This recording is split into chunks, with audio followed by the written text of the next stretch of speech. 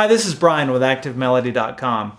In this week's guitar lesson, we're going to be talking about playing the chord changes. It's just a more sophisticated sounding lead.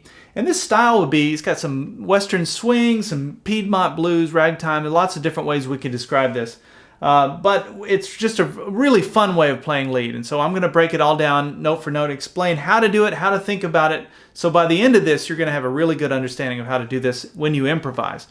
I've got this lesson split into two parts. In this video, we'll take a look at the first half. If you'd like to watch the second half, get the tablature, get the jam track, which is just a version of me playing the guitar. We can jam together.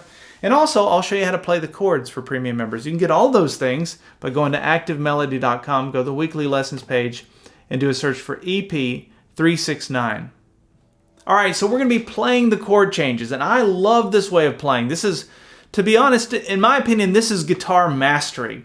If you can sit down and you can just improvise by playing the chord changes, you've kind of reached, well, you never reached the top of the hill, but you're pretty close.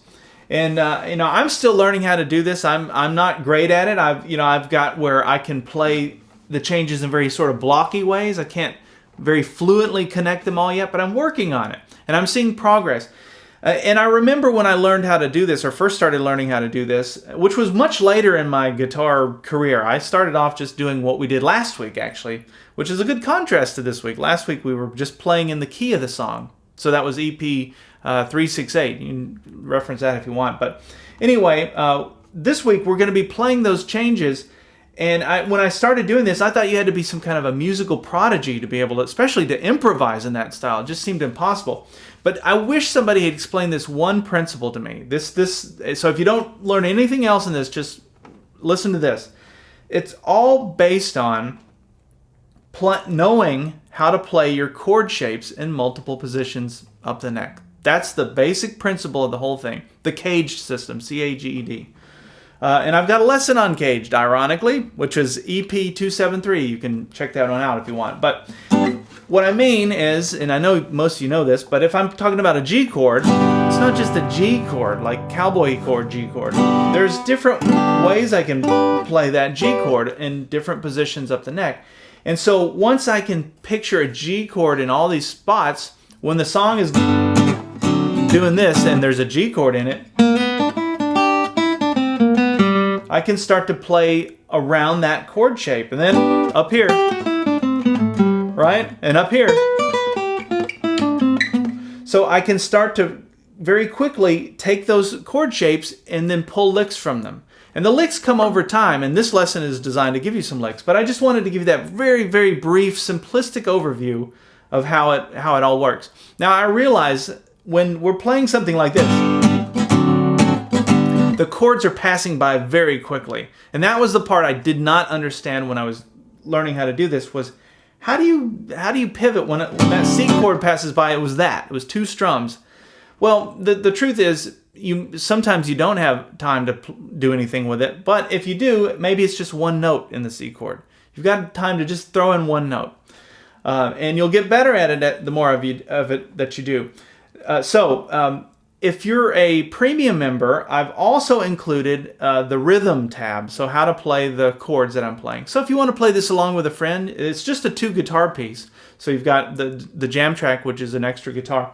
Then you can sit down and play this together. You can go back and forth and improvise. It's just a great practice. But if you don't, if you have a friend that can play, I've got a jam track of me doing it, so you can play along with me. So we're going to be playing this in the key of G. And it starts with a little intro that goes like this. Now let's count that in. Let me just show you how to count it. It comes in, and people always ask about this, but this comes in, that first note comes in on the of 4. And so what I mean by that is we're going to count it like this. 1 E and 2 E and 3 E and 4 E and there it is. The of 4. Why did I say E and? Well, it's just easier than counting it out. 1, 2, 3, 4, 5, 6, 7, 8, 9, 10, 11. That's just sort of what people do when they're explaining, timing that way. So the of 4 is your first note, which is a pickup note. And then the thing really starts on the next measure. So we're starting on that 3rd fret, 3rd string, and I'm sliding up to the 4th fret, 3rd string. Now that note is the note in my G chord. And look at that. There's my G triad. I slid right into that triad. I was picturing the triad. So when I start playing this first part, and then I play this note also in the triad, right? So I'm just starting to picture these triads and the notes within them. So we slide up to this, 3rd fret 2nd string, and then 5th fret 2nd string. Now this is, I just want to explain this note. So this note will throw some of you because you'll go, wait, that's not in the chord. Well, it would be in like a G6 chord. So you could think of it that way. It would also be in the major pentatonic scale pattern too. And over time, you'll start to learn that there are other notes you can work in with your root chord. So instead of it just being that triad, I could throw in that, or I could throw in the 7. So give it more of a bluesy feel. And so you start to find these extra notes you can work in, and then you've unlocked the whole thing. So when I came up to this, slide up, 3rd fret 2nd string, 5th fret 2nd string. Now we're gonna go, so all of that was played over the G chord. So now the song goes to the D7 chord, which I'm playing like this. And that's in the extra tab for premium members. But look at this note, which is in the chord. So I'm gonna walk down to that note, and that's all I'm gonna play of that D7 chord. And then I'm going to go back up to the 5th fret 2nd string. Now, when I walk down like this, to that 4th fret 2nd string, down to the 3rd fret, some of you are going to say, what is this note? Well, that's just chromatic. When you're walking from the 5th fret to the 3rd fret, you can fill in the notes in between. And that's part of playing the changes, is filling in those notes in between. So don't just go like this. Or go, right? Like come in below and come up to it, or above it and down to it. Same with any of these. That's another big takeaway. So if we're playing a G, for example, and that's the note you're trying to target, watch this. See, I can get around it by going below it and above it within the scale. So anyway, that's sidetrack. So let's go back. We have back to the 5th fret 2nd string, and then we're going to go 3rd fret, 4th fret on the 3rd string. And all of that was played over G, D, G. And then I'm going to come down to the 5th fret 4th string. Look at this. All just right there in the chord. And then I came up to the 3rd fret 1st string. Both of those notes are G's. G, G, they're an octave apart. And then I threw in the 7. And I just mentioned the 7 a few minutes ago. So that's where it gives it that kind of bluesy feel. And that's the 6th fret 2nd string. So if I played a G7 chord, that's the note that colors it and gives it that kind of bluesy feel. Now, the thing that I love about this, if you just take what you've got there and start to think about it and be able to understand in relation to those chords, it's just a G, D7, and a G. And throwing that in gives it a bluesy feel. Now, the song switches, so that's part 1. The next part is C, C minor, back to a G. So for the C, we're going to do this. Watch this. Look at that. I'm just playing the C chord, the C triad. It's the top part of the A chord shape. So there's a C chord using the A chord shape. There's the top part of that, which I explained in that lesson 273. So we're going to slide in 4th fret 2nd string up to the 5th fret, and then I'm going to go play the notes out of that that C chord. 3rd fret 1st string, 5th fret 2nd, 5th fret 3rd. And then I came down to the 3rd fret 3rd string, and then threw in this note, which is interesting. So this will be the 4th fret 2nd string. So let's look at that. Why did that note work? Because the song goes C, C minor. See that note? That's what makes it a minor, right? If it's like this, it's a major. If it's like this, it's a minor. So I targeted that one note to give it that minor feel. And then I walked it back down to where the G is. So it's 3rd fret 2nd string, 6th fret 3rd string, 5th fret 3rd string, and I do a hammer on between the 3rd fret and the 4th fret on the 3rd string to get us back to that G chord. So all of that was the C, C minor, G. So it's, and this note is I realize out of the chord, but it's another chromatic step. That's all I was doing. So I was just walking it down on a different string. All right, so let's back up from the beginning and play up to that point.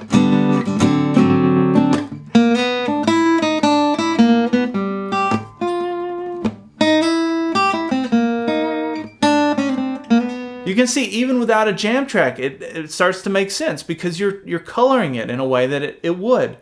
Now the song goes to another part which goes from an E minor to a B, C, G. So those are your chords, E minor, B, C, G. And so for those chords I played. Sounds really difficult, right? Because there's some harmony going on. You're going to see that this is just chord shapes. So I've started with the 3rd fret 2nd string, slid up to the 7th fret 1st string. Why this note? Because the chord is that E minor. And I could picture the E minor in all these spots. I've got notes down here. I've got notes up here. But anyway, I came up to this note. So, and then, this is cool. So what I'm doing there, 4th fret 2nd string, 5th fret 1st string. Why do those notes work? Because remember the chords I mentioned. It's E minor, B.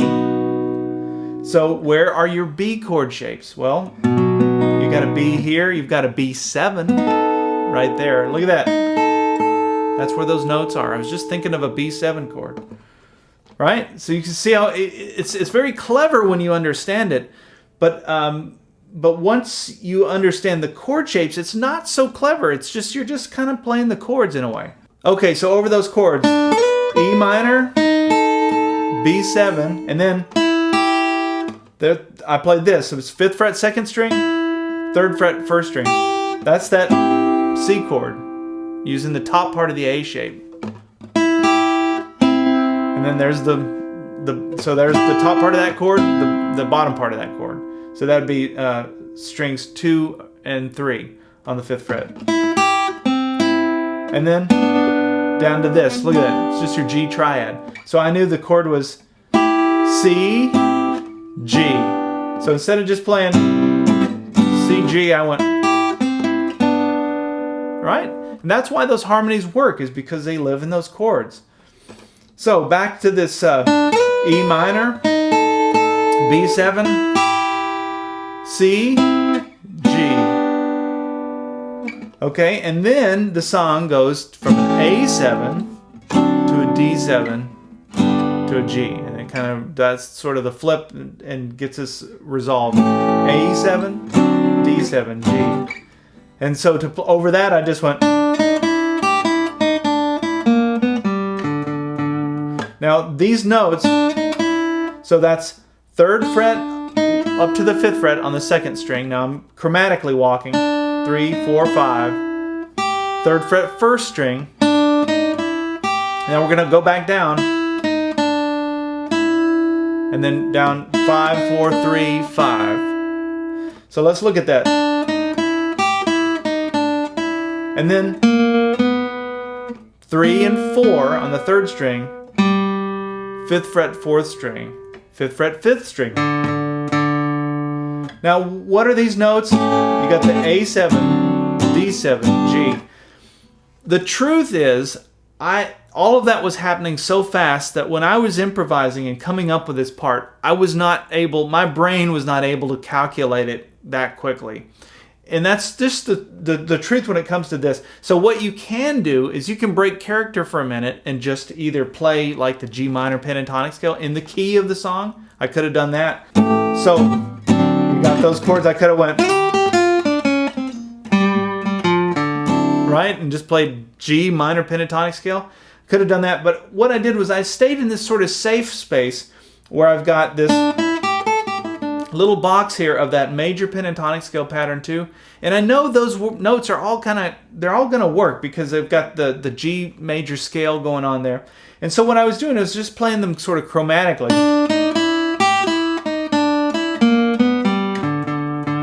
And, you know, just kind of working it out by ear. I wasn't really thinking about that A chord at all as that passed through.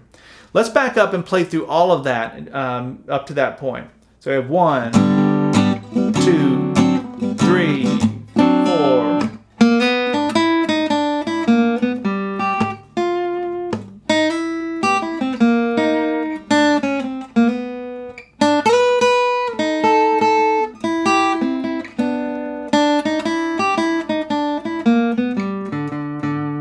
Okay, and then we go into really cool, right? We're getting into harmonized thirds. Now, I did a lesson on harmonized thirds, which was EP369. So you can go back to that lesson and really understand how they work when you're improvising. But in essence, when I came to this, I was just thinking about, you've got your G chord here, you've got your G chord up here using the D chord shape. Just playing those two notes out of that. Now that's a triplet, 2, 1, 2, 1, 2, 1. Like that, down, up, down, up, down, up with the right hand. That was just the G Mixolydian mode using harmonized thirds, which I cover in that lesson, EP369. But it's, right, I've got these, it's basically a scale that I can play. But I'm using that as my starting point, that chord shape. Light bulb, hopefully, you think about that. Chord shape is your starting point. Starting point, right? Anyway, so it's that position. So it's 7th fret 1st string, 8th fret 2nd string, and then we slide up where my ring finger goes to the 10th fret 2nd string, index finger to the 8th fret 1st string, and then I go back and watch this. I walk it down, and that's what's getting us into that Mixolydian mode. It's got that kind of bluesy feel. But I'm going from this chord shape here, and I'm going down just chromatically so that my middle finger is on the 5th fret 1st string. And actually all that is just going into the G7 chord. So you can remember that if you're ever in this position and you want to go to the 7, just go down 2 frets. Okay, so then the song goes back to the C, back to the C minor, and then back to the G. And when I played over that C, I went... Now that was me kind of breaking character again and thinking more about playing in the key of the song. I was thinking blues in the key because I kind of forgot where I was for a minute. I couldn't remember what the chord was. That's just the truth. But that's okay because it still works. So I'm doing a half bend, series of half bends there on the 5th fret 1st string. And then we're going to go 3rd fret 1st string, 6th fret 2nd string, 5th fret 2nd string, and then down to the 4th fret 2nd string. Why that note? Because there's the C minor. Remember, we're playing C minor. And so that note's important to throw in there. And that's how I played it. So it's that 4th fret 2nd string, hammer on to the 5th fret 2nd string, pull off, slide, hammer on. Gosh, there's a lot. So I really only picked that once. But it gives it a really cool...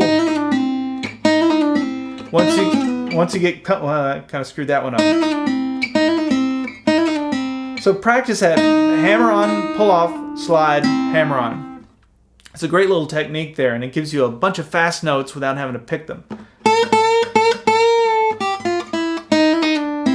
And then, look at that. That's just the G triad. Doing a hammer on between the 3rd fret and 4th fret on the 3rd string. 3rd string, 2nd string, 1st string out of the G chord.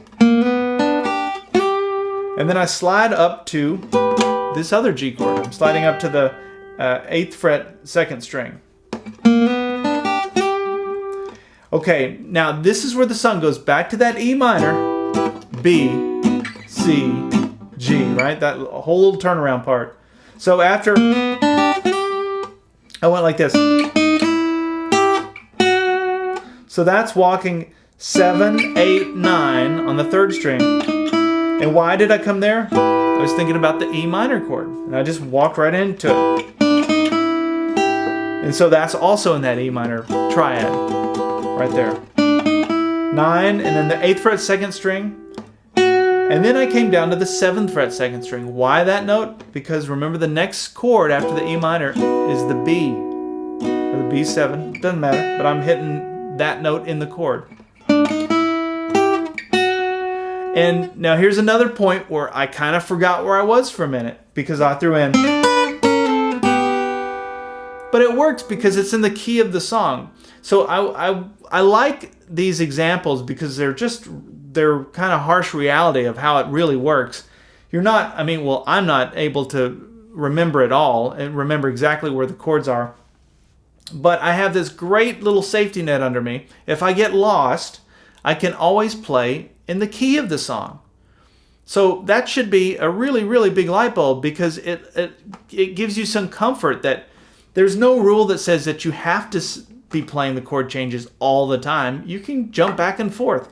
So if you're ever lost, just go back to the blues. Go back to the stuff that you know until you can get your head into it. So that's what I did here.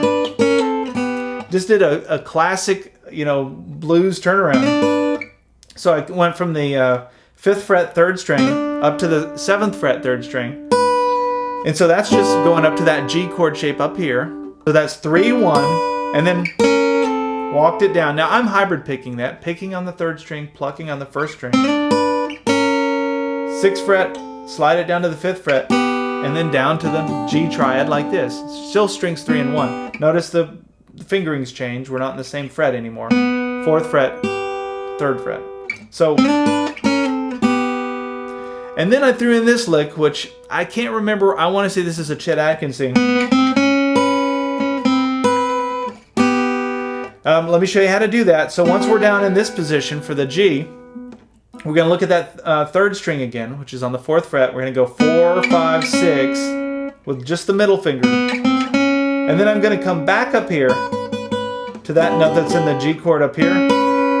So that would be the 7th fret 1st string. And then we're going to walk this down, keeping the 7th fret 1st string. That sounds wrong. If I just played that, it sounds horrible. But in reference, it sounds pretty good. And then we go back to the G down there, the G triad. This little turnaround, by the way, if you like the sound of that, you can just remember it from either this chord shape and just walking it down, or from here, where your 3rd is in the chord in the triad. Just walk it up 2 frets. So you can always get to that. If you were an A, right? So it's just kind of a quirky, almost like a Looney Tunes, Warner Brothers type sound. Maybe that's where I got it. I don't know. We're actually going to wrap this up at that point. I think that's plenty. There's another part I'm going to save for premium members. Remember, as a premium member, you can learn the part 2. You can get the jam track. I'll show you the chords, how you can play it with another guitar player. You get the tab for everything, all that stuff. All right, so let's back up. I'm going to play through this one more time, and then we'll see you in part 2 where we'll go over the rest of it. So let's take it from the beginning. I'll go through it slowly. We have 1, 2, 3,